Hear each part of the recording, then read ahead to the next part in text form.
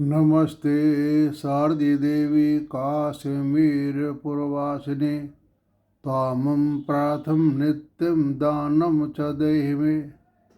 सभी सज्जनों को मेरा अभिनंदन, सबको नमस्कार स्वीकार तो हो।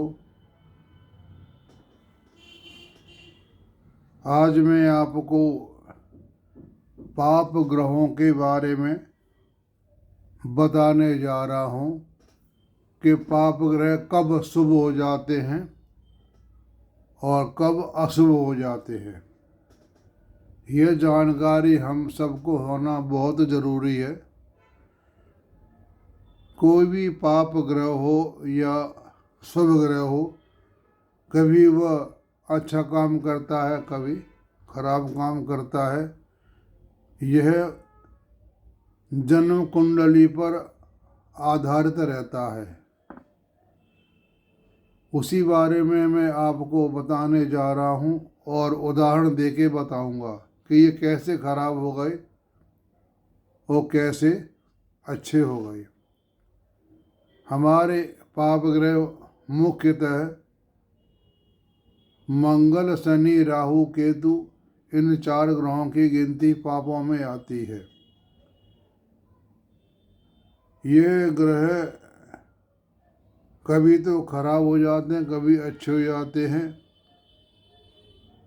वो हमारे कुंडली के मेन ग्रह हैं। 4 या पूर्ण परमात्मा अंश कह लो, सूर्य, चंद्र, मंगल, राहु, एक लगन। ये हमारे 4-5 जो ग्रह हैं, अगर ये केतु, राहु या शनि, मंगल के नक्षत्र में आ गए तो इनकी गणना हो जाएगी पापों ग्रहों के अंतर्गत।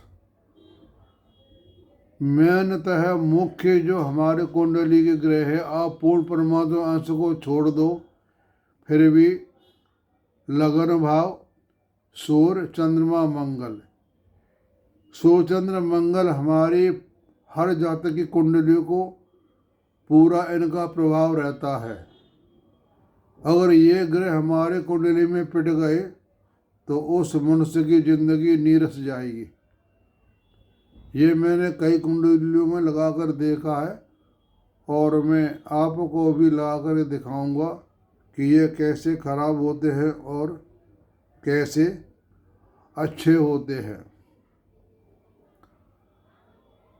सबसे पहला नियम तो यह है कि हम किसी की कुंडली में सबसे पहले यह देखें कि इसके ग्रह अपनी राशि या अपने भाव में कितने ग्रह हैं, और उसके बाद हम डिसीजन फैसला ले सकते हैं कि इसकी जातक की क्या स्थिति होगी। मैं अब आपको पाप ग्रहों के बारे में बता रहा हूँ कि पाप ग्रह कैसे काम करते हैं। ये मेरे सामने एक कुंडली है। इसमें हम देख रहे हैं, इसमें ना तो ग्रह अपनी राशि में है कोई, एक ग्रह है इसमें गुरु, और ना ही अपने घर में है कोई। इस कुंडली में ना तो ग्रह अपने काल भाव कुंडली के हिसाब से अपने घर में है और ना ही राशि के हिसाब से अपने घर में है। सिर्फ एक ग्रह है गुरु, वो अपनी राशि में बैठा हुआ है। बाकी कोई ग्रहों की स्थिति अच्छी नहीं है। नंबर 2, जब हम कुंडली में ग्रह बैठे होते हैं, उन ग्रहों पर दृष्टि का और ना दृष्टि का या कोई ग्रह नहीं बैठा उस पर हम चिन्ह मार्क का लगा देते हैं। जहाँ क्रॉस लग रहा है यहाँ कोई ग्रह न बैठा हुआ है और ना कोई ग्रह की दृष्टि है। इसमें 3, 12, 8 भाव में ना कोई ग्रह बैठा है और ना कोई ग्रह की दृष्टि है। ये आय भाव है, ये मृत्यु भाव है, और ये साहस भाई बहन का कारक है। हमारा ये सैया सुख भी है। अगर इसमें कोई पाप ग्रह बैठा होगा तो उसकी दाम्पत्य जीवन में सैया का सुख नहीं, यानी पत्नी का सुख नहीं मिलेगा। इस घर में अगर कोई पापी ग्रह बैठा हुआ है तो उसको शादी का सुख नहीं मिलेगा। और ये तो ग्रह हमारा जो है ये अचानक फल देता है। अगर यहाँ 10 और 11 राशि हो, शनि यहाँ बैठा हो, यहाँ बैठा हो, तो फल अच्छा देगा। तो इसमें देखते हैं, इसमें कोई ग्रह अपनी गुरु को छोड़ के सब ग्रहों की स्थिति खराब है। और इसकी जो लग्न कुंडली है उसमें कोई ग्रह नहीं बैठा हुआ, लेकिन इसमें 5 ग्रहों की दृष्टि है। इसकी लगन तो करीब करीब ठीक हो गई। क्यों? लगन पे 5 ग्रहों की दृष्टि रखना एक अच्छी बात होती है। और कुंडली में चंद्र लगन में 3 ग्रहों की दृष्टि जा रही है, ये भी ठीक है। और चंद्रमा वहीं बैठा, खैर चंद्रमा तो अपना होगा ही, वो चंद्र कुंडली है। तो ये हमने देख लिया। अब हमने ये देखना इसमें कोई राजयोग कारक ग्रह है कि नहीं। इसमें कोई भी ग्रह राजयोग कारक नहीं है। राजयोग कारक केंद्र और त्रिकोण के सम्मत से बनता है। इसमें ऐसा कोई स्थिति नहीं है कि राजयोग कारक ग्रह हो। इसमें एक प्लस पॉइंट है, मंगल शुक्र अपने एक जगह बैठे हुए हैं, लेकिन शुक्र है वो दाम्पत्य जीवन ठीक नहीं होता, लेकिन मंगल साथ में बैठा हुआ है। जिस कुंडली में मंगल शुक्र एक घर में बैठे होते हैं, यानी उनका आपस में संबंध प्रेम पति पत्नी का अच्छा होता है। इसमें जो हमारे शुभ ग्रह हैं गुरु मंगल सूर्य, और पापी ग्रह शनि बुध शुक्र। और हमने एक बात नोट कर लेना चाहिए कि जो हमारे जन्मदशा है उसको लिख लो, और जितने लगन और ग्रह हैं उनके नक्षत्र के स्वामी को लिख लो। फिर आप ये देखेंगे कि इसमें पापी ग्रहों के कितना प्रभाव है। ये हम देख रहे हैं। जन्मदशा राहु की लगी, जिसको जन्मदशा राहु केतु की लगती है उसका जीवन अच्छा नहीं जाता। ये कुंडली देख कर के अनुभव पता लगता है। पापी ग्रह की दशा आए तो जन्मदशा अच्छी नहीं जाती है। पापी ग्रह में मंगल और शनि को बाहर निकल जाते, वो मैं आपको बताऊंगा कैसे निकलते हैं। मैंने पापी ग्रह राहु केतु के हो गए। अगर राहु केतु की महादशा किसी को लगी है और उस राहु केतु की दशा और भी किसी ग्रह से संबंध रखते हैं तो वो ठीक नहीं होता। अब इसमें देखो, चंद्रमा आद्रा नक्षत्र है जो राहु का है, मंगल राहु का नक्षत्र में बैठा हुआ है, बुध मूल यानी केतु के नक्षत्र में बैठा हुआ है, शुक्र राहु के नक्षत्र में बैठा हुआ है।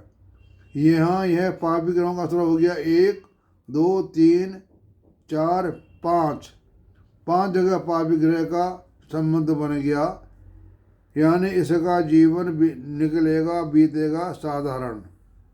एक उदाहरण ये, एक उदाहरण देता हूँ आपको। ये यहाँ भी देख रहे हैं हम, आप इस कुंडली के अंदर भी ना तो कोई ग्रह अपनी राशि में है और ना ही कालपुरुष कुंडली के हिसाब से अपने घर में, यहाँ कोई ऐसी स्थिति नहीं है। तो यानी इस कुंडली पर पाप ग्रहों का असर जरूर होगा, वो मैं आपको बता रहा हूँ। और अब हम देखते हैं, इसका जन्म लगन भी ठीक है, मंगल शनि की दृष्टि आपस में है, ठीक है, चंद्र लगन भी ठीक है, लेकिन इसमें पापों का प्रभाव ज़्यादा है, पाप ग्रहों का। हम देखते हैं इसकी जन्मदशा शुक्र की चली, वो तो ठीक है, उसे आप छोड़ दो। बाकी इसका जन्म लगन नक्षत्र मंगल का है, और सूर्य पुष्य शनि के नक्षत्र में है जो शत्रु है। चंद्रमा भरणी नहीं, मंगल के नक्षत्र में ये तो ठीक है, अपने नक्षत्र में है, लेकिन है पापी ग्रह। और बुध केतु के उसमें नक्षत्र में है, और गुरु धनिष्ठा मंगल के नक्षत्र में है। शुक्र मघा केतु के नक्षत्र में है। यहाँ मंगल खराब यूँ हो गया कि मंगल शत्रु राशि में बैठा हुआ है और शनि की दृष्टि है। शनि हमारा इसमें षष्ठेश है, वह छठे भाव के स्वामी मंगल पर पड़ रही है और गुरु की पड़ रही है। तो यहाँ गुरु का असर, गुरु नीच का है, इसका प्रभाव कम होगा, यानी मंगल इसका खराब हो गया। तो इस कुंडली में इस जातक के ऊपर 6 ग्रहों का खराब पाप ग्रह आ गया। जम लगन गया, सूर्य गया, मंगल गया, मंगल तो खैर अपना ही है, बुध गया, गुरु गया और शुक्र गया। इस मंगल को तो हम नहीं लेंगे, इसको हम काट देते हैं। तो 1 2 3 4 5 ग्रहों का इसमें पाप ग्रह का प्रभाव है। तो ये मैंने आपको बता दिया, पाप ग्रहों का अभाव है, इसका जीवन निकलेगा साधारण। अब आपको बता देता हूँ कि ये पाप ग्रह जो हैं ये अच्छा काम कैसे कर गए। ये कुंडली आपके सामने है, इसमें सारे पाप ग्रह हैं, इसके लिए अच्छा काम कर रहे हैं। हमने यहाँ देखा इस कुंडली में अपने घर में और अपने भाव में ग्रह बैठे हुए हैं 4 या 5। शुक्र अपने घर में, कालकुंडली के हिसाब से इसका घर दूसरा है, अपने घर में हो गया। मंगल अपनी राशि में बैठा हुआ है और कुंडली के तीसरे भाव में मंगल बैठा हुआ बहुत अपना अच्छा काम करता है। उसके बाद चलते हैं चंद्रमा बैठा हुआ कर्क राशि में, चंद्रमा अपनी राशि में हो गया, और शनि बैठा हुआ है 10वें भाव में। यह कार्य कुंडली का 10वां भाव है, और गुरु अपने भाव में बैठा हुआ है, यह पुरुष कुंडली के 12 भाव में बैठा हुआ है। तो गुरु, शनि, चंद्र, मंगल और सूर्य कितने ग्रह हुए? 1 2 3 4 5 5 ग्रह इसमें अपने घरों में और राशि में बैठे हुए हैं। नंबर 1। नंबर 2, पूर्ण परमात्मा अंश इसमें इस तरह बैठे हुए हैं। मैंने आपको बताया था कि पूर्ण परमात्मा अंश ग्रह एक हो गया हमारा दक्षिण भाग, एक हो गया उत्तर भाग, एक हो गया दक्षिण भाग। यह है दक्षिण भाग, यह उत्तर भाग। दक्षिण भाव में हमेशा सूर्य की धूप दिन भर रहती है, यहाँ सूर्य की धूप नहीं मिलती, क्योंकि यहाँ हमेशा अंधेरा ही रहता है। फिर यहाँ पूर्ण परमात्मा अंश बैठे हुए हैं सूर्य, राहु, मंगल, चंद्रमा। एक ये इसका प्लस पॉइंट हो गया, और दूसरा हमारा गुरु अपने भाव में और शनि अपने भाव में बैठा हुआ है। इसमें कहने का मतलब ये है, और केतु 9वें भाव में बैठा हुआ है। हमारे ज्योतिषाचार और पढ़ाए मैंने कि केतु 9 भाव में बैठा हुआ होता है तो अच्छा होता है। यही केतु अगर 10वें भाव में बैठ जाए तो अच्छा नहीं होता। केतु यानी जो ग्रह है, केतु जहाँ भी बैठता है उसके फल को कम करता है, यानी उसको काटता है। केतु मंगल दोनों का एक ही काम करना इनका होता है, एकदम आदमी को मार देना या उसको ख़त्म कर देना। और राहु होता है वह आदमी को भटकाता है। तो अब देख रहे हो कि इसमें शनि, केतु, राहु और मंगल, ये पापी ग्रह इसके लिए सकारात्मक ऊर्जा दे रहे हैं। मंगल साहस का कारक होता है, इसको लिए अच्छा हो गया। राहु भी मंगल के साथ बैठ गया, राहु जिसके साथ बैठ जाता है उसकी ऊर्जा को बढ़ाता है, यानी राहु जहाँ बैठता है उसके भाव को, ऊर्जा को बढ़ाता है। और केतु होता है उस भाव की शक्ति को कम करता है। तो यह मैंने आपको बता दिया। और आपको एक बात बता देता हूँ कि इस कुंडली में पाप ग्रह अच्छा काम कर रहे हैं। तो मतलब कहने का ये है कि पाप ग्रह जो होते हैं इसको आप ऐसे मान लो कि पाप ग्रहों को आप ऐसे मान लो कि जैसे एक जहर होता है, और वह जहर जो होता है वह खराब बीमारी को ठीक करता है। हर जहर का उपयोग होता है कि वह हमारे फसल में कोई कीड़े पैदा हो जाते हैं उनको मारने में जहर ही काम आएगा, वहाँ पर अमृत काम नहीं आएगा। तो यानी पाप ग्रह या जहर का भी अपना काम होता है, वो अपना काम करते हैं, उससे हमें फ़ायदा मिलता है। जैसे लोहा लोहे को काटता है, कांटा कांटे को निकालता है, और काम होने के बाद उसको आप फेंक दो। कहने का मतलब यह है कि कोई भी पाप ग्रह होता है, कोई पाप घर में बैठ जाए तो वह उस पाप को कम करता है, यानी जहर को मारता है। खराब बीमारी से कैंसर होता है या सर्प काट ले तो वहाँ पर जहर का इंजेक्शन लगाया जाता है, इससे वो जहर खत्म हो जाता है। इस तरह से अपना ये जहर काम करता है और उसके लिए अच्छा फल देता है। तो मैंने आपको ये पाप ग्रहों के बारे में बता दिया। कुंडली में पाप और शुभ ग्रह कुंडली के हिसाब से देखे जाते हैं।